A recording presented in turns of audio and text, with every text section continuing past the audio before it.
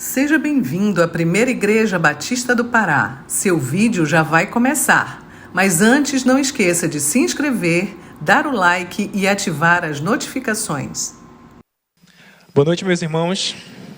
Graça e paz da parte do nosso Senhor e Salvador Jesus Cristo. Meus irmãos, aproveitando que nós ainda estamos no mês de janeiro, eu gostaria de falar de um dos costumes que são comuns nessa época do ano. Estou me referindo aos votos, promessas ou resoluções de ano novo, que é uma tradição mais comum no mundo ocidental, mas que também é encontrada no mundo oriental, na qual uma pessoa resolve continuar uma boa prática, por exemplo, mudar um traço ou comportamento indesejado, cumprir um objetivo pessoal, ou melhorar algum aspecto da sua vida, cuidar da sua saúde. Isso, é claro, sempre no início de um novo ano. Existem origens religiosas também para tal tradição, sendo uma das mais conhecidas aquela relacionada aos romanos, por exemplo, que começavam a cada ano fazendo promessas ao deus Jano. Jano era o deus romano das mudanças e transições, e dele se originou, por exemplo, o nome do mês de janeiro. Claro que essa é uma tradição, uma origem pagã, uma origem pagã para tal tradição e não corresponde às nossas crenças. Além dos votos ou promessas, outra tradição comum nessa época do ano são as simpatias do ano novo, por exemplo, para o ano novo. As simpatias são atos ou práticas rituais que, por apenas superstição, são feitos para conseguir aquilo que se deseja.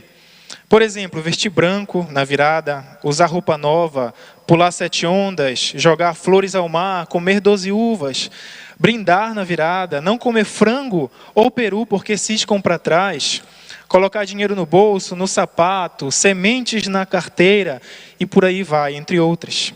Vale ressaltar também que todas essas simpatias, elas são apenas superstições e não estão de acordo com a conduta de um crente em Cristo. Se você acredita nessas coisas, por favor, se arrependa, porque isso é uma mentira. Nos cultos de virada, muitos cristãos também se preparam para o ano seguinte, orando e fazendo promessas, resoluções, muitas vezes com o intuito de renovar os seus votos com o Senhor e dedicando o próximo ano a Ele. Eu penso que essa é uma boa oportunidade de restabelecermos as nossas prioridades no nosso relacionamento com o Senhor. Mas uma coisa é certa, meus irmãos, sem a ajuda do Senhor, sem a ajuda dEle, certamente nós não cumpriremos nenhuma dessas promessas. As nossas resoluções e votos precisam estar orientadas pela palavra de Deus. Se não for assim, poderemos fazer compromissos indevidos com o Senhor e colocar o cumprimento desses votos na força do nosso próprio braço e não na mão do Senhor. E a Bíblia nos ensina a confiarmos no Senhor e não nos apoiar no nosso próprio entendimento, diz Provérbios 3:5. A exposição bíblica então de hoje nos ajuda a orientar quais devem ser as nossas resoluções para esse ano novo, esse ano de 2024. Orientados pela palavra, nós podemos não apenas fazer promessas vazias ou votos que não vamos cumprir, mas sim observar a palavra de Deus e buscar obedecer com fidelidade às Sagradas Escrituras, buscando agradar o Senhor em tudo aquilo que a gente for fazer, em todos os nossos votos e resoluções. Esse deve ser o nosso desejo ao fazermos qualquer tipo de voto, de resolução, obedecer e agradar o nosso Deus. Bom, meus irmãos, antes de observarmos o Salmo verso a verso, nós podemos fazer algumas perguntas que são importantes para a interpretação do nosso texto. Primeiro, de quem é a autoria desse Salmo? A tradição hebraica e o próprio título do Salmo 101, o qual nós vamos estudar essa noite, dá a autoria deste Salmo ao rei Davi. O tipo deste salmo ajuda a perceber que Davi foi realmente quem escreveu esse salmo. Ele é chamado de um salmo real. Salmos reais são chamados assim porque tem uma linguagem que está ligada à realeza, ou seja, ao reinado. Alguns salmos desse tipo falam sobre a figura do rei Davi, enquanto outros abordam a realeza divina, ou seja, o governo do próprio Deus. Alguns exemplos são o Salmo 2, fala sobre o ungido de Deus, o rei que governa com autoridade divina. O Salmo 18 destaca a libertação e vitória do rei, muitas vezes associada a Davi. O Salmo 20, por exemplo, é uma oração por bênçãos e ajuda divina para o rei em tempos de dificuldade. Salmo 21 celebra as bênçãos divinas derramadas sobre o rei e muitos outros. Apesar de ser nítido que a autoria do Salmo 101 pertence ao rei Davi, não há uma indicação clara no Salmo a respeito do momento em que ele foi escrito, como no caso do Salmo 57. Você pode deixar aí o Salmo 101, um dedo, e vai lá no Salmo 57 na tua Bíblia, acompanha junto comigo. Neste Salmo, em seu título, já tem o momento histórico em que ele foi composto. Isso a título de curiosidade. Ele se refere a 1 Samuel 22:1. Ele diz o seguinte em seu título: ao mestre de canto, segundo a melodia não destruas, hino de Davi, quando fugia de Saul na caverna. Então, conforme nós lemos em 1 Samuel 22:1. Por esse motivo, existem posições distintas a respeito do momento em que esse salmo, o Salmo 101, foi composto. Para o reformador João Calvino, Davi não havia ainda tomado posse do reinado, mas tinha se tornado rei pela unção divina. Então, para ele, Davi, quando escreve esse salmo, o Salmo 101, ele escreve entre algum momento entre o recebimento da sua unção, em 1 Samuel 7, e a sua coroação. Para o príncipe dos pregadores, Spurgeon, este é um salmo que foi composto quando Davi ainda estava para se tornar rei, concordando então com a posição de Calvino. Alguns outros comentaristas afirmam que Davi já estava na função de rei em Israel, quando escreveu esse salmo. E eu concordo mais com essa posição. O pastor da Igreja Batista Redenção, Thomas Tronco, resume muito bem as prováveis indicações de que Davi já reinava em Israel quando escreveu este salmo. Ele diz o seguinte, você pode acompanhar junto comigo. O salmista demonstra ter poder para executar juízo. Por exemplo, verso 5 e verso 8. Ele diz que destruirá o que calunia o próximo, e no verso 8 ele diz que destruirá todos os ímpios da terra. Ele diz também ter gente ao seu serviço. Nós podemos ler isso no verso 6 do Salmo 101. Ele diz, o que anda em reto caminho, lá no final do verso 6, esse me servirá. Outra indicação é que o local do trono parece ser Jerusalém, a partir da menção cidade do Senhor no verso 8. Ele diz, limpar a cidade do Senhor dos que praticam a iniquidade. Uma possível indicação, então, se referindo a Jerusalém. Esse salmo parece ser escrito no início do reinado de Davi em Jerusalém. 1004, então, antes de Cristo, depois de reinar 7 anos em Hebrom. Essa, então, parece ser uma data compatível com a mensagem desse salmo, já que nele aparecem os propósitos e os votos do salmista de agir como um líder fiel a Deus na sua inteira dependência. A questão do momento em que esse salmo foi escrito não altera, de algum modo, o sentido dele, o seu propósito. Davi, como rei, tinha responsabilidades, e o seu desejo é expresso logo nos primeiros versos do salmo. Ele deseja ser um rei leal e fiel ao Senhor.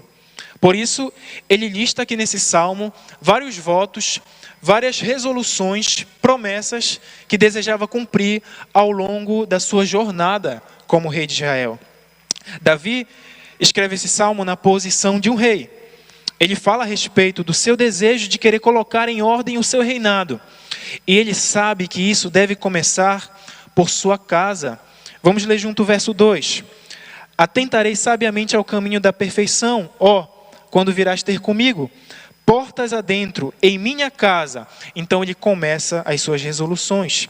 Ele deseja deter a maldade em seu lar e incentivar uma vida de santidade, tanto aos seus súditos quanto à sua família. Embora esse seja um salmo real, escrito por um rei, Este salmo é aplicável a cada família aqui presente essa noite, especialmente aos pais que desejam, os chefes de família que desejam, assim como Davi, viver piedosamente e proteger o seu lar e a sua família do pecado. Eu tomei a liberdade, meus irmãos, de dividir a estrutura do Salmo 101 em 4, mais especificamente em 4 resoluções, 4 votos que Davi, como rei, decidiu tomar. A primeira resolução, então, é a resolução de louvor pela bondade e justiça de Deus, que está no verso 1 até o verso 2a. A segunda, a resolução de evitar o mal, que está no verso 2b até o verso 4. A terceira, resolução de buscar a justiça, versos 5 e 6. E a quarta e última, resolução de destruir a impiedade, versos 7 e 8. Vamos então à primeira resolução, resolução de louvor pela bondade e justiça de Deus, verso 1 e 2. Cantarei a bondade e a justiça a ti, Senhor, cantarei. Atentarei sabiamente ao caminho da perfeição, ó, quando virás ter comigo. Nos primeiros versos, Davi deixa claro a sua intenção. O salmista deseja louvar o Senhor por sua bondade e justiça, palavras que são chaves e que caracterizam o reinado do próprio Deus. A palavra traduzida aqui como bondade no hebraico, hesed, é frequentemente usada pelos autores bíblicos para expressar o amor de Deus, a sua bondade, um amor leal, um tipo infalível de amor. O amor de Deus que está relacionado com a sua fidelidade, a sua aliança. E Davi conhecia muito bem, pois muitas vezes provou desse amor leal do Senhor. O amor de Deus não está ligado àquilo que somos, temos ou fazemos. Ele simplesmente nos ama. Davi sabia disso muito bem, por isso ele deseja dar louvor a Deus por sua bondade e sua justiça, sua retidão, seus decretos e sua lei, que é perfeita. No verso 2a, Davi continua com uma declaração que demonstra o seu anseio por viver uma vida piedosa diante do Senhor, uma vida reta e justa diante de Deus. Mas certamente Davi descobriu, meus irmãos, que pela força do seu próprio braço ele nunca conseguiria fazer isso, ao menos atentar ao caminho da perfeição. Davi, todos nós sabemos, adulterou, matou, enganou. Ele não foi alguém perfeito. Ele por muitos momentos se afastou, andou longe desse caminho de perfeição. Davi sabia que somente em Deus ele poderia encontrar o equilíbrio perfeito entre bondade e justiça. E esse deve ser o nosso ponto de partida para as nossas resoluções. Saber que a bondade e justiça não são próprias da nossa natureza humana, mas sim vem do próprio Deus. Muito pelo contrário, meus irmãos, nosso coração é mau e temos uma natureza injusta. Davi mesmo deixa claro isso no Salmo 51:5. Eu nasci em pecado. A única bondade e justiça que há em nós é aquela que é proveniente de Cristo na cruz. É ilusório acharmos que cumpriremos qualquer tipo de voto com o Senhor sem a presença de Jesus em nossas vidas, sem a ajuda dele, sem a sua bondade e justiça. Você e eu podemos fazer inúmeros votos para Deus, de mudança de vida, abandono de pecado, mas entenda, sem a presença de Cristo em sua vida, todas essas promessas serão vazias. Jesus diz, João 15:5, sem mim nada podeis fazer. Entenda que o verdadeiro louvor a Deus vem de um coração que entende que a bondade e justiça não vem dele mesmo, mas sim está em Cristo Jesus, a quem Deus enviou para derramar sobre nós a sua graça. Efésios 2:4 diz que Deus, sendo rico em misericórdia, por causa do grande amor com que nos amou, estando nós mortos em nossos delitos, nos deu vida juntamente com Cristo. Pela graça sois salvos. E esse é o combustível da vida cristã. E isso deve nos animar, nos alegrar, nos encher o nosso coração de alegria, ânimo, exultação.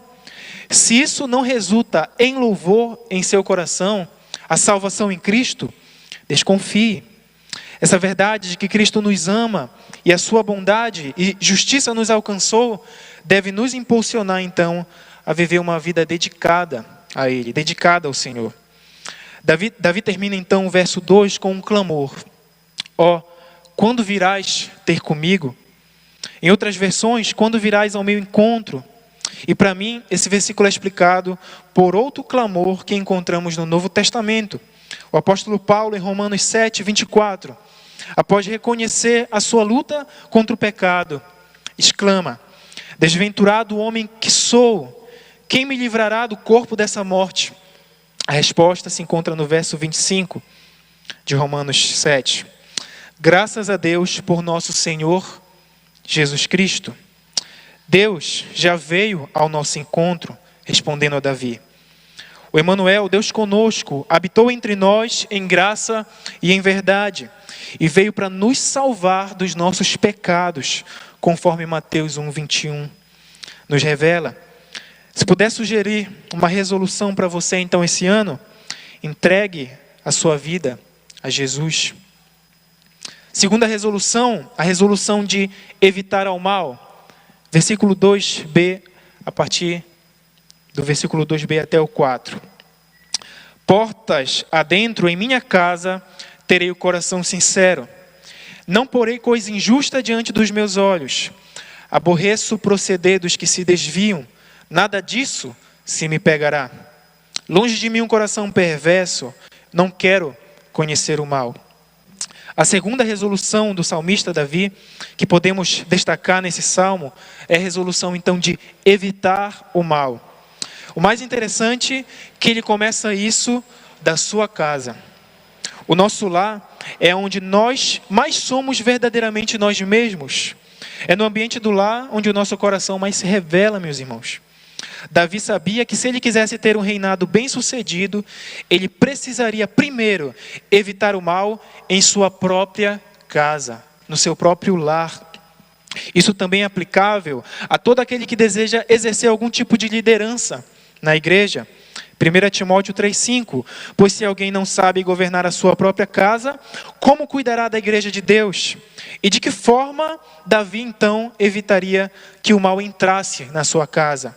Em primeiro lugar, não pondo coisa injusta diante dos seus olhos. Verso 3.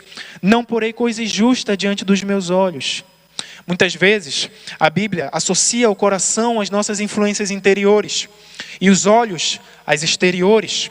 Quando o salmista diz que não colocará coisa injusta diante dos seus olhos, podemos entender que ele não deixará que nenhum mal entre em sua casa. Desta forma, algumas versões traduzem também: não deixarei que entre nela nenhum mal, ou repudiarei todo o mal. Jesus nos ensina em Mateus 6, 22 a 23, que os olhos são a lâmpada do corpo. Se os seus olhos forem bons, todo o seu corpo será cheio de luz. Mas se os seus olhos forem maus, todo o seu corpo será cheio de trevas. Isso se aplica muito bem ao tipo de entretenimento que deixamos entrar em nossa casa. Filmes, séries, jogos e etc. Jesus conclui dizendo que se a luz que está dentro de você são trevas, que tremendas trevas são. Em segundo lugar, Davi evitaria então o mal de entrar em sua casa, aborrecendo o proceder dos que se desviam. Verso 3 ainda: aborreço o proceder dos que se desviam, nada disso se me pegará. Em segundo lugar, Davi se compromete em não concordar com os atos daqueles que se afastam de Deus, os que se desviam, os infiéis. Davi afirma que ele não será influenciado por esses. Nada disso se me pegará, ou seja, isso não grudará em mim. Literalmente isso. Não serei influenciado. Muitas vezes, por nosso pouco compromisso com o Senhor, acabamos sendo mais influenciados por pessoas do mundo, por descrentes, do que influenciado. E Davi se compromete, influenciando. E Davi se compromete a não permitir que se desviem, a não permitir que ele tenha essas pessoas tenham, aqueles que se desviam, tenham alguma influência em sua casa e em sua família. Em terceiro lugar, Davi diz que ficará longe do coração perverso, verso 4. Longe de mim um coração perverso, não quero conhecer o mal. Tais pessoas são para ele pessoas rebeldes, e eles não serão os seus companheiros. Ele diz no verso 4, ficarei longe do coração perverso. Mas muitas vezes nós não obedecemos a palavra de Deus e nos misturamos a esses. Talvez você possa se levantar e dizer, mas Jesus andou com os pecadores, comeu com publicanos. Primeiramente, você e eu não somos Jesus. E ele era a cura para essas pessoas. Jesus andou com esses para que eles se afastassem desse caminho, não para andar em conformidade com ele. Provérbios 3:31 diz, não tenha inveja do homem violento, não sigas nenhum de seus caminhos, porque o Senhor abomina o perverso, mas aos retos trata com intimidade. Se Deus não deseja ter intimidade com os perversos, com os ímpios, com os injustos, com os rebeldes, por qual motivo você e eu devemos desejar? Em terceiro lugar, a terceira resolução de buscar a justiça, versículos 5 e 6. Acompanha junto comigo na tua Bíblia. Ao que as ocultas calunia o próximo, a esse destruirei. O que tem olhar altivo e coração soberbo, não suportarei. Os meus olhos procurarão os fiéis da terra para que habitem comigo. O que anda em reto caminho, esse me servirá. A terceira resolução tomada pelo salmista foi a de buscar a justiça. O desejo de Davi não era apenas se despojar do mal, mas se revestir da justiça. Como ele faria isso? Verso 5. Ao que as ocultas caluniam o próximo, a esse destruirei. Davi aqui, obviamente, fala como rei. Destruir os outros não cabe a mim e a você, não cabe a nós, mas estava à disposição dele como um rei, de estabelecer juízo. O interessante é notar que para manter a justiça em seu reino, Davi começa eliminando os fofoqueiros. Isso mesmo, aqueles que caluniam os outros, os que falam mal dos outros pelas costas. Talvez culturalmente a calúnia, a fofoca, esse se tornou um pecado aceitável, um pecado tolerável. Mas para a Bíblia, a fofoca é tratada seriamente, meus irmãos. A calúnia é tratada com tanta seriedade em virtude de envolver testemunho que ameaça a vida ou a reputação de outra pessoa. Levítico 19:16 diz, Levítico 19:16, não andarás como mexeriqueiro entre o teu povo, não atentarás contra a vida do teu próximo, eu sou o Senhor. Observe então que a calúnia é comparada a atentar contra a vida do próximo. Para Deus assim deve ser sério, para nós também. Em segundo lugar, ele diz que não suportará o orgulhoso, verso 5. Verso 5b, o que tem olhar altivo e o coração soberbo, não o suportarei. Em segundo lugar, Davi manteria a justiça de seu lar, não suportando os orgulhosos. O orgulho se apresenta de diversas formas, lugares e em todas as pessoas em algum nível. O rei, assim como um chefe de família, não pode permitir que pessoas orgulhosas influenciem a sua esposa e seus filhos. As pessoas orgulhosas, elas vivem conforme as suas próprias regras. E por se sentirem superiores às outras pessoas, por muitas vezes acabam violando os seus direitos. E é uma questão de tempo do orgulhoso que o orgulhoso faça isso com você também. Seja companheiro do orgulhoso e logo você começará a se parecer com ele também. Em terceiro lugar, Davi diz que se cercará de pessoas fiéis. Ele diz no verso 6, leia junto comigo. Os meus olhos procurarão os fiéis da terra, para que habitem comigo. O que anda em reto caminho, esse me servirá. Não devemos aceitar pessoas orgulhosas em nossa casa. Precisamos nos cercar de pessoas fiéis. Davi deseja que na sua casa só habite quem for fiel ao Senhor. Até mesmo os seus servos. Na resolução de manter a justiça em seu lar, ele não só repudia os fofoqueiros, os orgulhosos, mas ele deseja se manter, se cercar de pessoas que sejam fiéis ao Senhor, que sejam boas influências para a sua família. Que orientação maravilhosa que a palavra de Deus nos dá, meus irmãos. Estejam cercados de pessoas piedosas, pessoas que demonstram frutos de arrependimento, pessoas que lutam contra o pecado, pessoas que te aproximam de Deus. Eu gostaria de complementar a aplicação dessa porção aqui, dizendo que na igreja, no corpo de Cristo, devem estar os nossos relacionamentos mais íntimos. Muitas vezes, existe uma desconexão entre os membros, gerando assim uma falta de confiança generalizada, uma desconfiança generalizada. Aqui, nessa igreja, existem pessoas fiéis em que você pode buscar ajuda, não lute sozinho, orientação, aconselhamento e etc.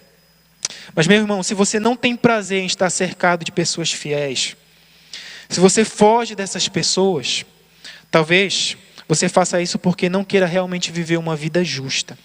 Porque essas pessoas, elas vão te confrontar. Essas pessoas te levarão à mudança.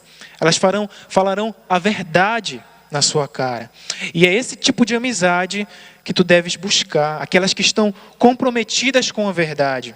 Aquelas que vão falar a verdade para você. Não para te destruir, mas para te encorajar à mudança. E em quarto lugar, meus irmãos, a resolução de destruir a impiedade. Versos 7 e 8. Acompanha junto comigo na tua Bíblia. Não há de ficar em minha casa o que usa de fraude. O que profere mentiras não permanecerá ante os meus olhos.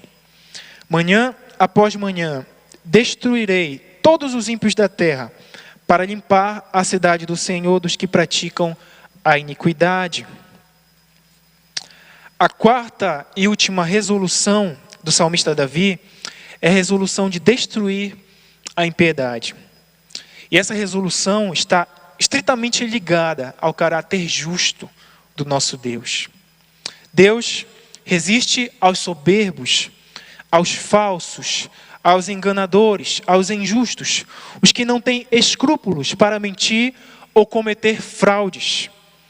Mais uma vez, repito, nós não temos tal autoridade para destruir pessoas, mas temos autoridade para decidir o que entra ou não na nossa casa, o que vemos ou não, quem influencia ou não a nossa família. Em resumo, quem entra ou não em nossos lares. Mas, neste momento, aproveitando também o momento de ceia, faça uma reflexão. Como andam os teus caminhos diante do Senhor? Talvez ao longo dessa pregação, você tenha pensado em possíveis pessoas que você não deve mais permitir entrar na sua casa. Mas e se você estiver agindo como as pessoas que Davi fala aqui nesse salmo? Se você estiver andando conforme essas pessoas? Deus, assim como Davi, não vai aturar tais pessoas em sua casa também. Salmo 24, verso 3 e 4. Salmo 24, do 3 ao 4, faz a seguinte pergunta. Quem subirá ao monte do Senhor? Quem há de permanecer no seu santo lugar? E responde, o que é limpo de mãos e puro de coração, quem não entrega sua alma à falsidade, nem jura dolosamente. Meus irmãos, um dia, o Rei de Justiça, o Senhor dos Senhores, Jesus, voltará. E Ele não permitirá que nenhum desses malfeitores entre na Nova Jerusalém, na cidade celestial. Como anda a sua vida? Você hoje entraria na casa de Jesus? Ele que sonda os corações, permitiria que você ao menos batesse na sua porta? Arrependa-se, creia no Evangelho, busque a Cristo enquanto se pode achar. Que o Senhor nos ajude e nos oriente através da sua palavra a cumprir as nossas resoluções para esse novo ano. Deus abençoe, meus irmãos. Amém.